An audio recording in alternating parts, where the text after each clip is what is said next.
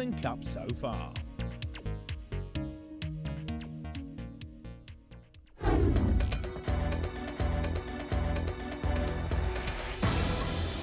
Gustav Vasa is one of the most famous kings in Swedish history. Many tales are told about the legendary king's adventures in the 14th century. One of those stories is about how Gustav Vasa skied 90 kilometres in his escape to Norway in 1521. This was before he gained control over the throne, and it was an important step for him to get the chance to mobilise the strength needed to become the King of Sweden. Today, Gustav Vasa still holds an important role in Swedish history, even though it's doubted how truthful many of the stories may be. In celebration of the king, the marathon skiing race Vasaloppet was instituted in 1922, and today it is one of the biggest skiing races in the world.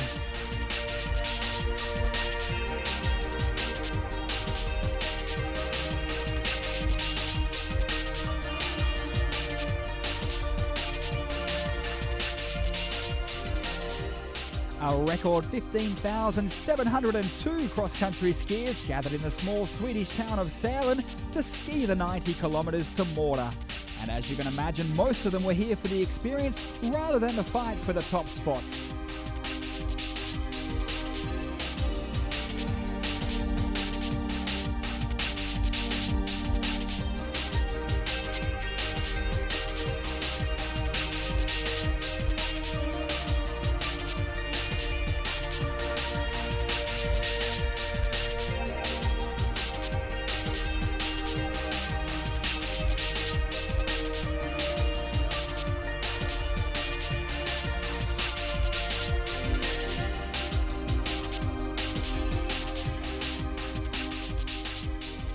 A long race like this usually contains a lot of attempts to break free from the group, and quite early in the race, 8 skiers got away from the rest. And Suter does take it, as predicted, 10,000 crowns in the pocket for the Swede. And there's the chasing bunch in behind. Just as the group is about to catch them, one of the favourites, Stanislav Rizak from the Czech Republic, increased the pace. Suter's going to have to work hard to make it to sprint prizes. Rizak looks in control. Suter just happy to sit in behind. Rizak pushing away. And they've got a bit of a gap. You see the rest of them rounding the bend. Evertsberg, 46 Ks. 1K past halfway stage of this race. And the man from the Czech Republic is a little richer as he goes through in 2 hours, 7 minutes and 23 seconds.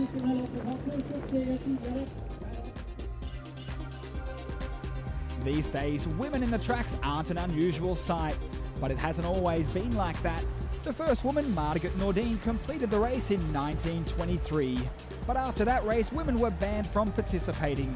They were considered too weak to handle the 90 kilometres, and it wasn't until 1981 before women were allowed to take part again. Sweden's Sandra Hansson has won the women's competition 2 years in a row, and she was looking good for a 3rd straight victory.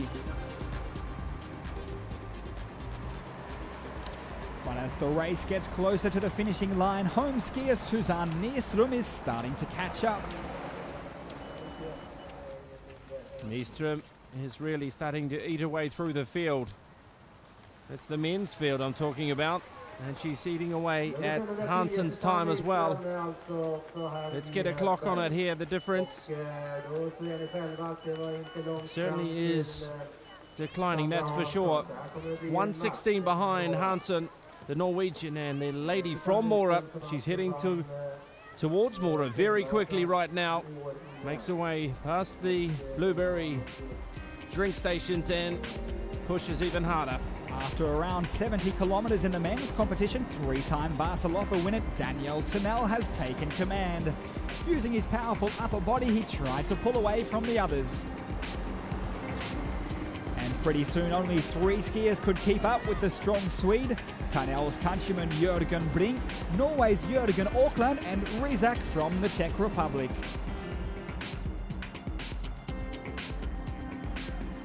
As they were approaching the finish line in Mora, the stage was set for an all-Swedish affair.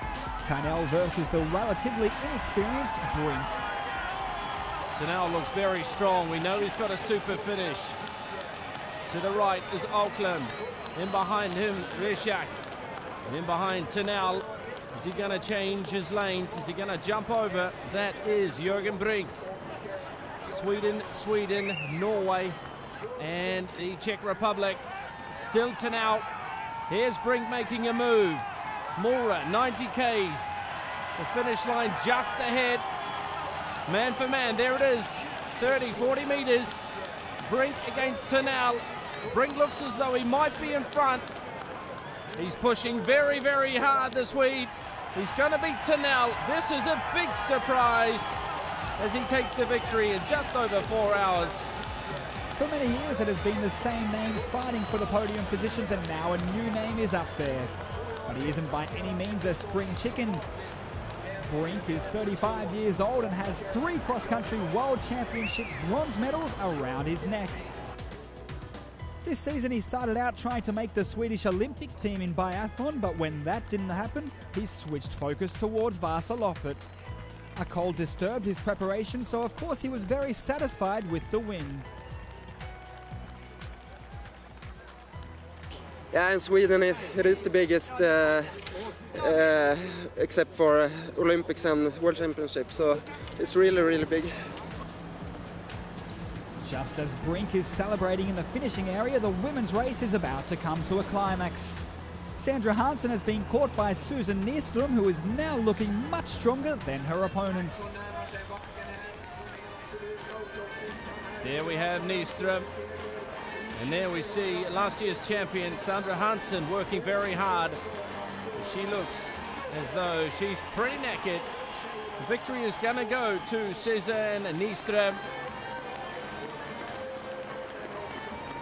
The home girl skiing to victory in front of the home fans.